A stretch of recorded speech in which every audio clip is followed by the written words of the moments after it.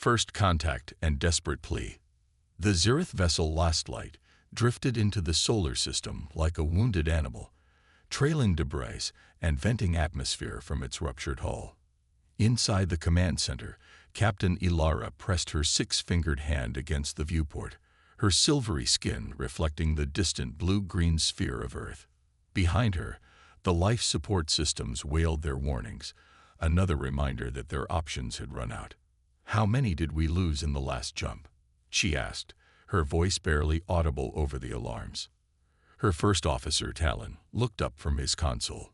The bioluminescent patterns across his face had dimmed to a dull cyan, a sign of deep mourning among their kind. 17. The medical bay couldn't stabilize them after the hegemony's last attack. Ilara closed her inner eyelids in a brief moment of remembrance. 342 Zereth remained alive aboard the Last Light, out of a rescue mission that had begun with over 1,000. They were the last free members of their species, the rest either captured by the hegemony or dead. "The human defense systems are tracking us," Talon reported. "Their weapons platforms are powering up. Are we within range of their communication systems?" Talon nodded. "Audio and visual transmission possible." "Then it's time to see if the rumors about humanity are true." Ilara straightened her posture despite the exhaustion seeping through her limbs. "Open a channel." The view screen flickered to life, revealing the stern-faced human male in a dark uniform adorned with insignia Ilara didn't recognize. "Unidentified vessel. This is Admiral Chen Wei of United Earth Defense Command. You have entered restricted space. Identify yourself and state your purpose immediately." Ilara stepped forward. "Admiral Chen, I am Captain Ilara of the Zereth vessel Last Light. We come seeking asylum and medical assistance. My people are refugees fleeing genocide at the hands of the Galactic hegemony." The Admiral's expression remained unchanged. "We have no formal relations with either the Zereth or this hegemony. Why have you come to Earth specifically?" "Because you're not part of the hegemony," Ilara replied simply. "And because they fear you enough to declare your solar system a restricted zone." This earned her a raised eyebrow from the human. "The hegemony fears us. That's interesting information. How many refugees are aboard your vessel?" 342 survivors. Many require medical attention. Our ship cannot sustain us much longer." She hesitated, then decided complete honesty was their only chance. "Admiral, the hegemony will come looking for us. They're determined to eradicate every last Zereth in the galaxy." "And why is that, Captain Ilara? What makes your people so dangerous that an entire galactic government wants you exterminated?" The moment of truth. Ilara exchanged glances with Talon, who gave her a slight nod. "We are telepaths, Admiral. Not mind readers as your fiction might portray, but empathic connectors. We can establish consensual mental links with others, share thoughts, memories, and emotions directly. The hegemony fears this ability because it makes their lies and manipulations ineffective against us." Chen's face hardened. "So you can read our thoughts?" "No, Admiral. We can only connect with those who willingly open themselves to us. Without consent, we sense only surface emotions, fear, anger, curiosity, but no thoughts or memories. It is a connection, not an invasion." The Admiral studied her in silence for several uncomfortable seconds. Ilara could feel his skepticism radiating like a physical force. "Remain in your current position," he finally said. "Attempt no approach toward Earth or our orbital stations. I will consult with Earth's Security Council. Any deviation from your current trajectory will be considered hostile action." Chen out. The screen went dark. "He's afraid," Talon observed. "Yes," Ilara agreed, "but he didn't immediately destroy us. For now, that's enough." Inside the United Earth Security Council chambers in Geneva, Admiral Chen's hologram stood in the center of the room, finishing his report to the 12 council members. "Their ship is badly damaged. Our scans confirm they have minimal weapons capabilities remaining, though their shield technology appears more advanced than ours. If they're faking their distress, they're doing a convincing job. Chancellor Abara of the African Union leaned forward. And you believe their claim about being telepaths? I can't verify that, Chancellor. But something has the hegemony hunting them with extreme prejudice. Dr. Elisa Santos, the Council's xenobiology expert, cleared her throat. If their telepathic abilities work as described, they could be invaluable allies, or the greatest security risk we've ever faced. Or both, muttered Defense Minister Petrov. Chancellor Abara tapped her fingers against the table. What do we know about this galactic? Very little, Chen admitted. Our deep space monitoring has detected transmissions from multiple civilizations, but we've maintained our isolation protocol. Based on what we've intercepted, the hegemony appears to be a coalition of approximately 30 species that controls most of the nearby sectors. They've been aware of Earth for at least 70 years, but have kept their distance. Until now, Petrov added grimly. If we turn these refugees away, we're sentencing them to death, said Representative Kimura of the Pacific Alliance. That goes against everything humanity stands for. And if we take them in, we might be sentencing humanity to a war we're not ready for, Petrov countered. Chancellor Abara raised her hand for silence. We need more information before making this decision. Admiral Chen, prepare a first contact team. Medical personnel, linguistic experts, cultural specialists, and appropriate security. Meet with these Zereth face-to-face. Verify their claims if possible. And if they truly are telepaths, Chen asked. Then find a volunteer who's willing to let them prove it. Abara looked around the table. We need to know what we're dealing with, both with these refugees and the power that's hunting them. 6 hours later, Major Sofia Rivera stood in the airlock of the UES Horizon, adjusting her uniform as the ship docked with the alien vessel. As a combat veteran and chin-up psychologist, she'd been the natural choice to lead the first contact team. Behind her, Dr. Malik prepared his medical equipment, while Lieutenant Dalton checked his sidearm for the third time. Remember, Rivera addressed her team, we're here to assess and assist, not to make promises. Keep your communications clear and document everything. The airlock cycled open, revealing 2 Zereth waiting on the other side. Up close, they were even more alien than the video transmission had suggested. Standing about 2 meters tall, their slender bodies were covered in silvery skin that seemed to shimmer with subtle iridescence. Their faces featured 4 eyes, 2 large primary ones, and 2 smaller secondary eyes above them. Fine, tendril-like appendages framed their faces, gently undulating as if in an invisible current. Welcome aboard the Last Light, said the one Rivera recognized as Captain Ilara. Thank you for coming. I'm Major Sofia Rivera, United Earth Defense Force. This is Dr. Malik, our Chief Medical Officer, and Lieutenant Dalton, Security. Ilara inclined her head in what appeared to be a gesture of respect. This is my first officer, Talon. Please, follow us. We have prepared a secure compartment for our discussion.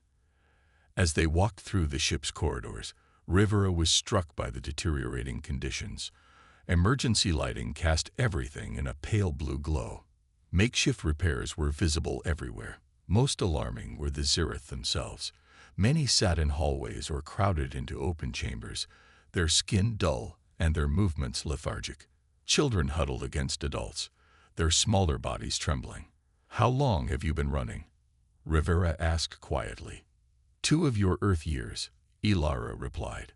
Since the purge began on our homeworld of Zira, we've sought asylum in 7 different systems. All feared hegemony retaliation too much to help us. They entered a small conference room where a 3rd Zereth waited, older than the others, the tendrils around his face almost white. This is Elder Vanner, Ilara introduced him. He was a member of our science council before the purge. Vanner's voice was deeper, melodic in quality. We understand your caution, Major Rivera. In your position, we would feel the same. Then you understand why we need verification of your claims, Rivera replied. About your abilities and about the hegemony's persecution. We do. Vannar gestured to an object on the table, a small crystalline sphere. This is a memory crystal containing historical records of the Purge and our flight, but data can be falsified. You require more direct evidence. Rivera nodded. Someone on your ship needs medical attention. Dr. Malik will treat them, which gives us a chance to confirm your physical state and needs. As for your telepathic abilities, she paused, then continued with determination. I volunteer myself as a test subject. If your abilities work as you claim, establish a connection with me.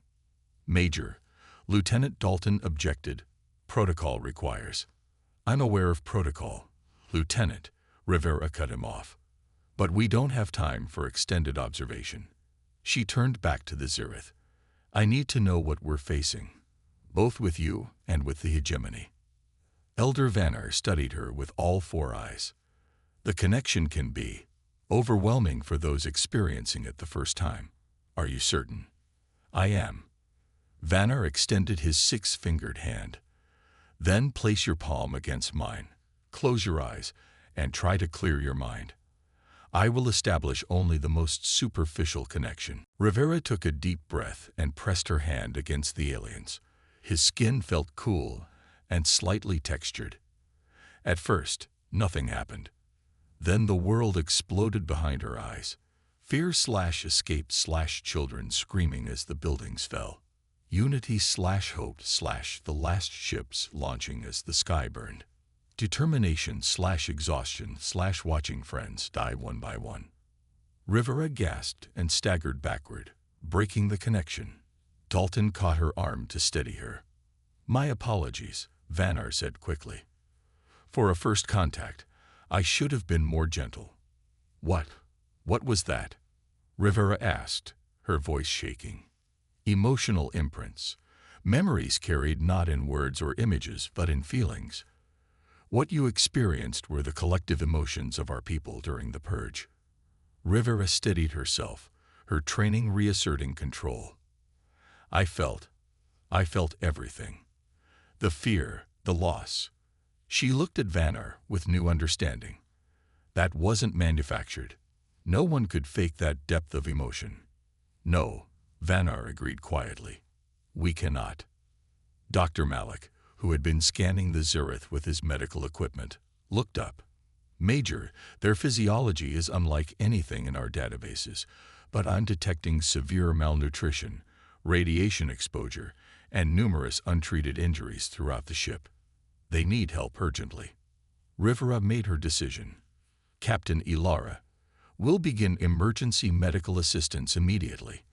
I'll recommend to Earth's Security Council that your people be granted temporary asylum while we establish longer-term arrangements.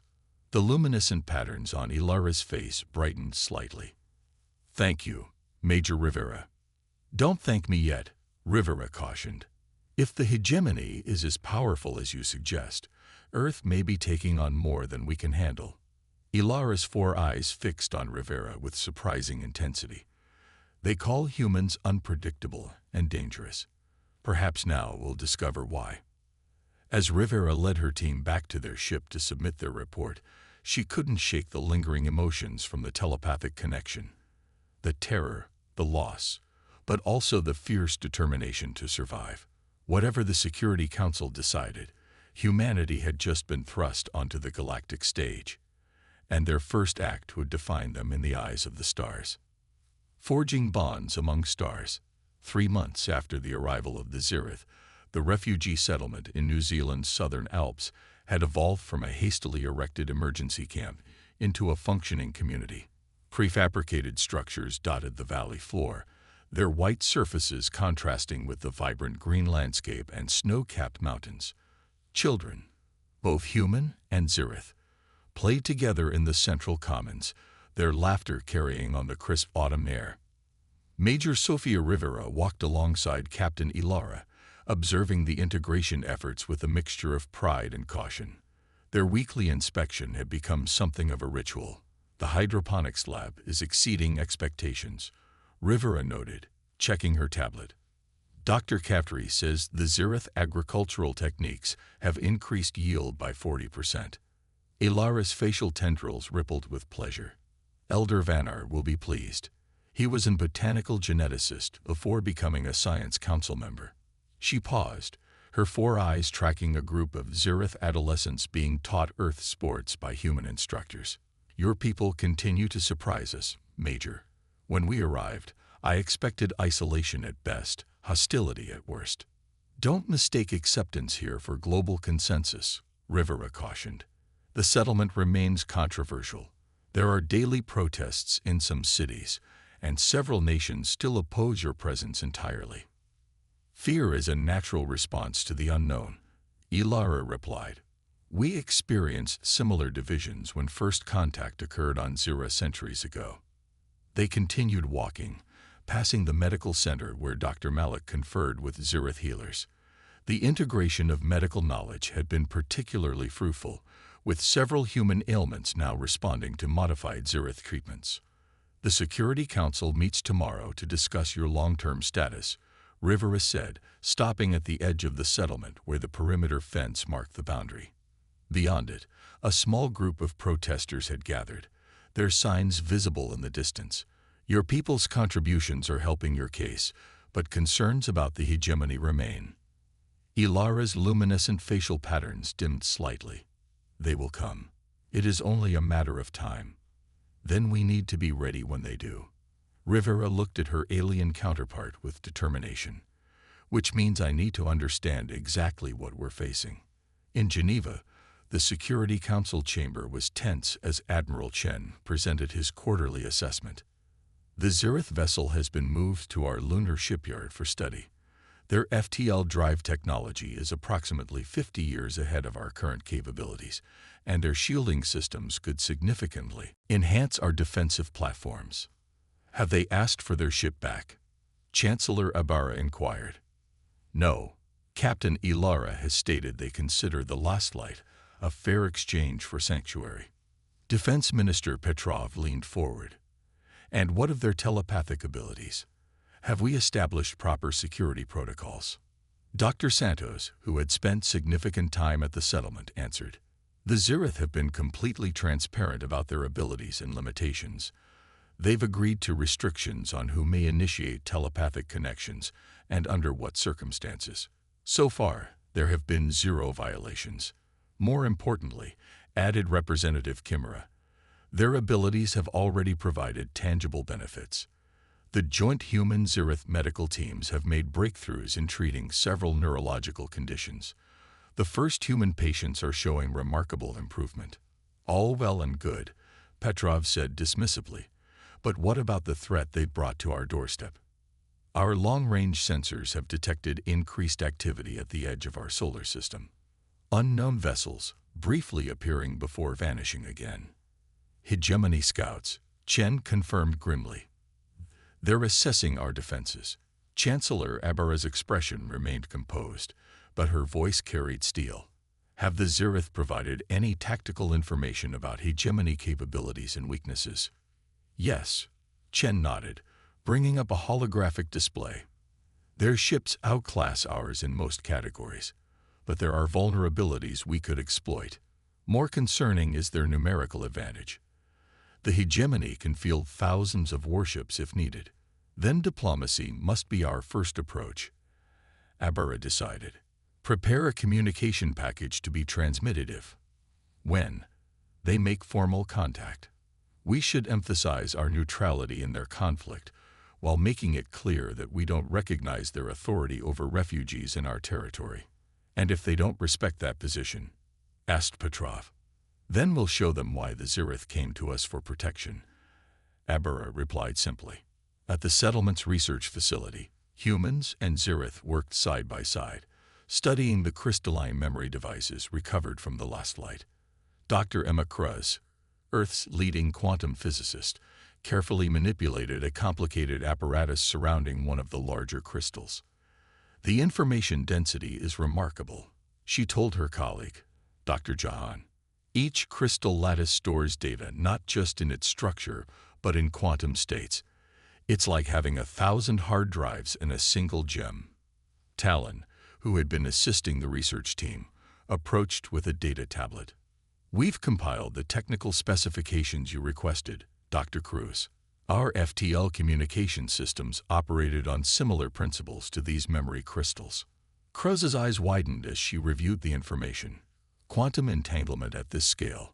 Theoretically, this could allow for instantaneous communication across any distance. It does, Talon confirmed. Or did, before the hegemony destroyed our communication hubs.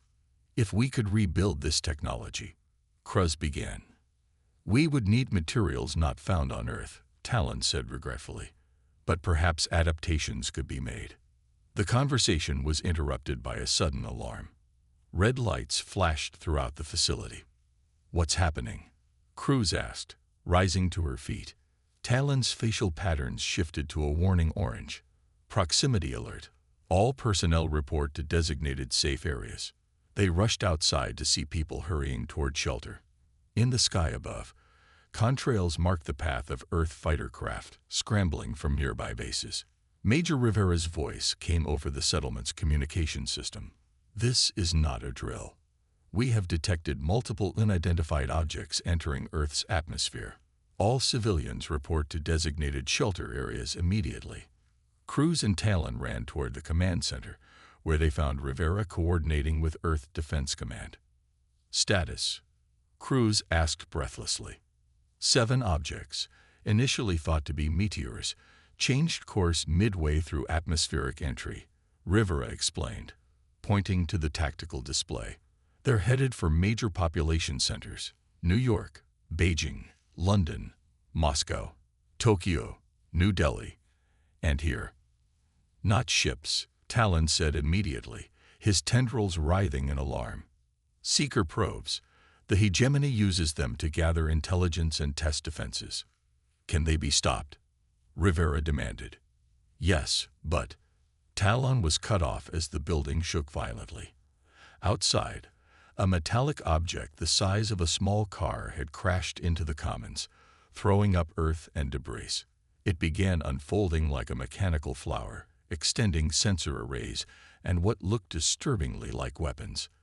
Evacuation protocol, Charlie. Rivera shouted, activating the emergency response. Get everyone underground. But as the probe continued to transform, something unexpected happened. Every Zirith in the vicinity stopped moving and turned toward it, their facial tendrils extended fully, their luminescent patterns pulsing in unison. What are they doing? Cruz whispered. Linking. Elder Vanar answered, having appeared beside them.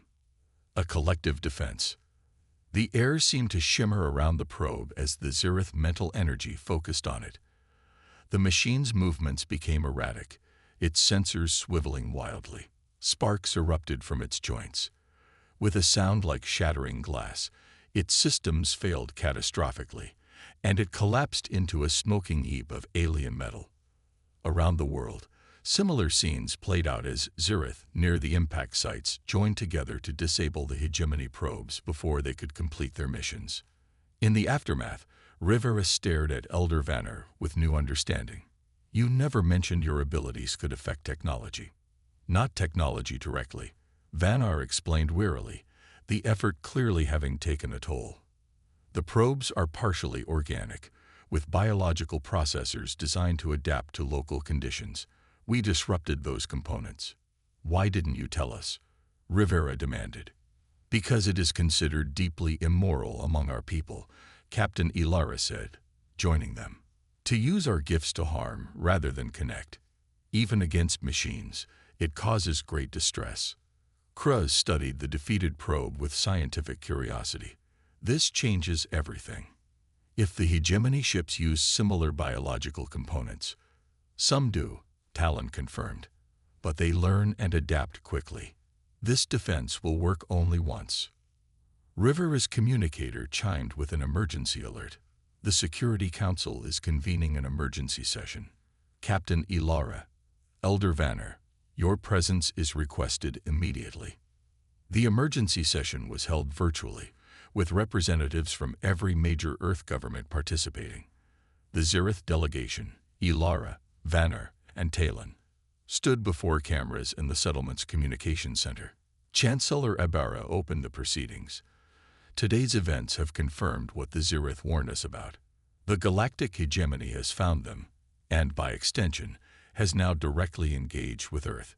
Captain Ilara, what can we expect next? The probes were a test, Ilara explained.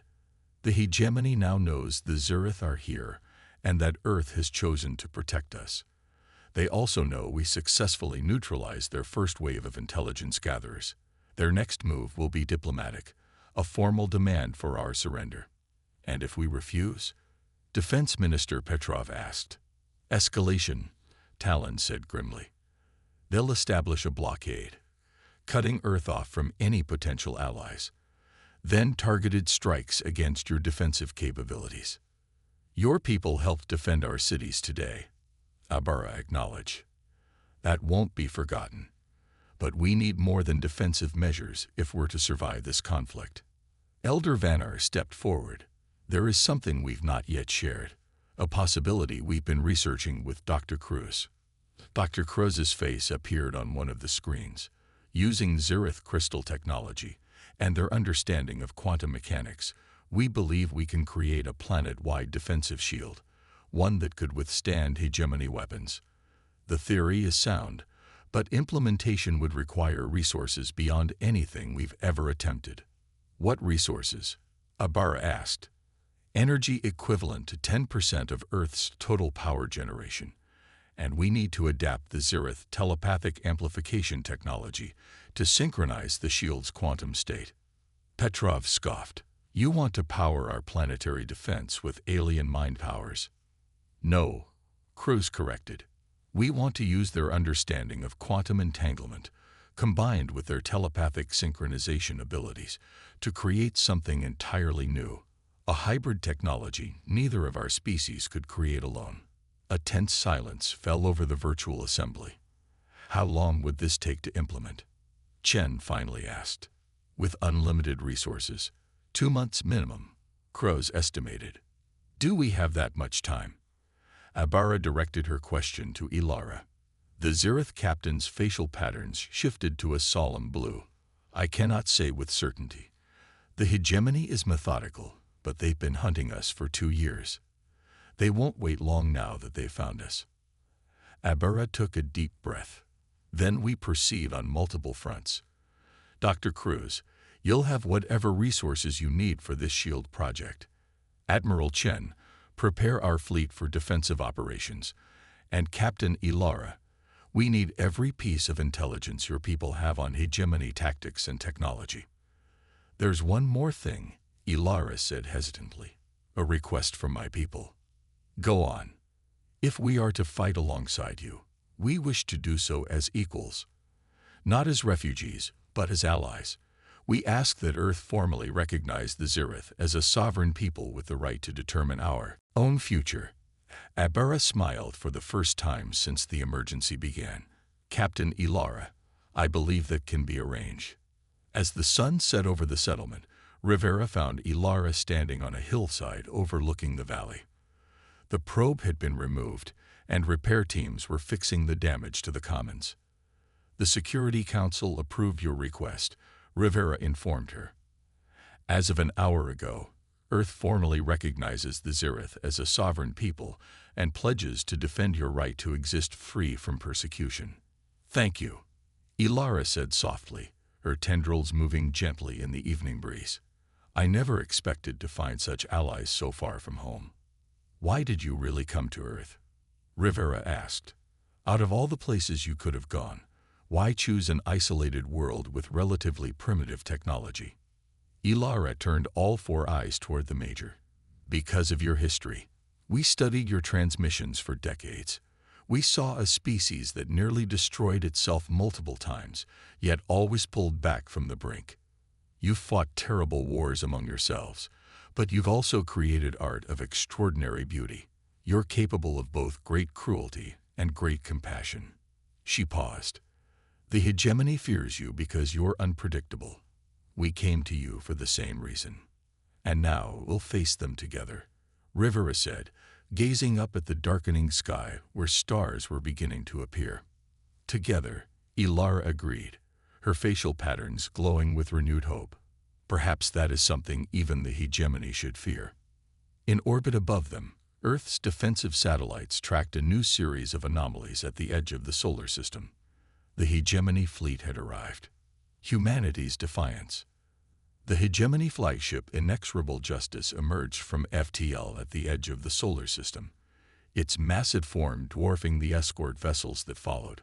Over 15 kilometers long, it resembled a twisted spear of dark metal, adorned with weapon emplacements and sensor arrays. In its wake came 37 warships of various classes, arranging themselves in battle formation. On the command deck, High Admiral Xeric stood with his 4 arms clasped behind his back, his scaled skin reflecting the dim blue lighting. As a member of the Voss species, founders of the hegemony, he embodied their philosophy of order through strength. His vertical pupils narrowed as he studied the tactical display of the human solar system.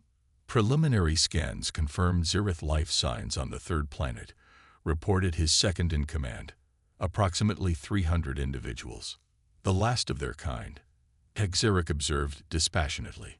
Once we've cleansed this system, the aberration will be complete.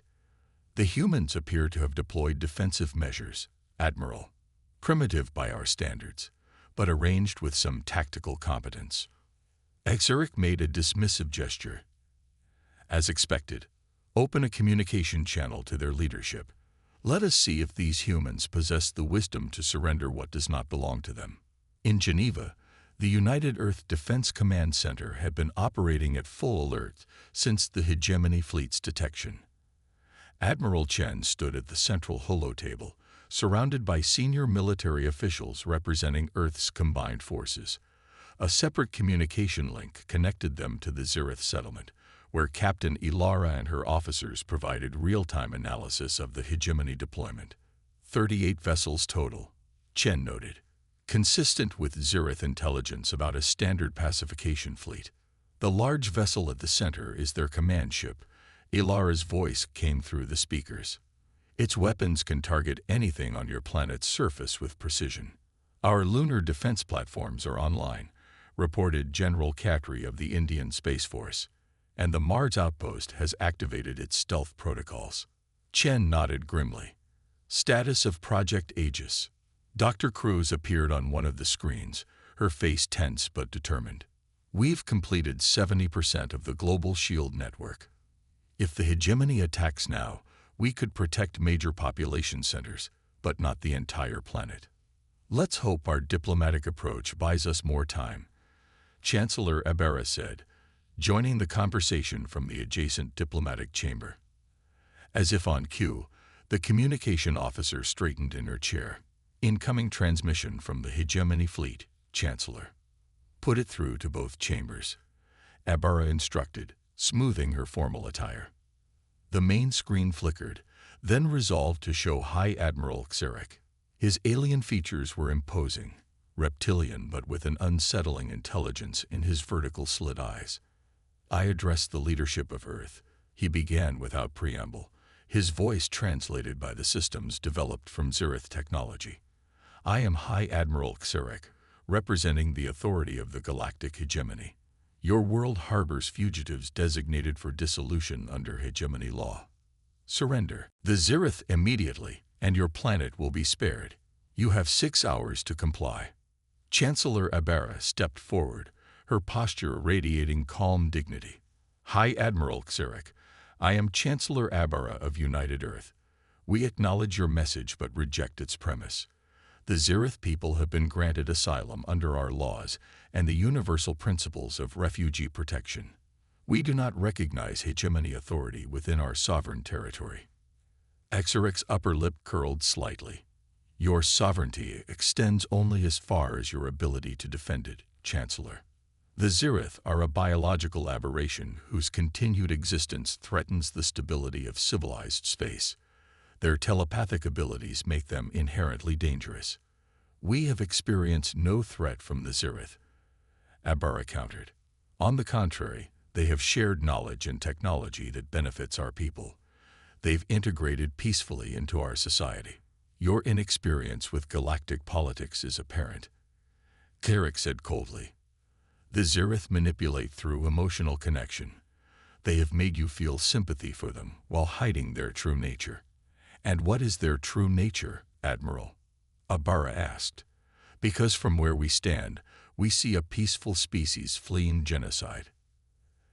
Zerek's expression hardened. The Zereth attempted to subvert hegemony governance through their abilities. They accessed secure diplomatic channels using their telepathic connections and conspired with elements hostile to the established order. The purge was a necessary security action. If I may interject, Admiral Chen said, stepping into view, our understanding is that the Zereth used their abilities to expose hegemony plans to subjugate independent worlds through economic manipulation. That sounds less like subversion and more like whistleblowing. For the first time, Hixeric showed a flicker of surprise. You are misinformed, human. The hegemony brings order and prosperity to all who accept its guidance. At the cost of autonomy, Chen replied evenly. We've had sufficient time to review the Zereth historical records. Your guidance looks remarkably like oppression from our perspective. Exeric's patience visibly thinned. Your perspective is irrelevant. The hegemony's judgment is final. 6 hours, Chancellor. After that, we will retrieve the Zur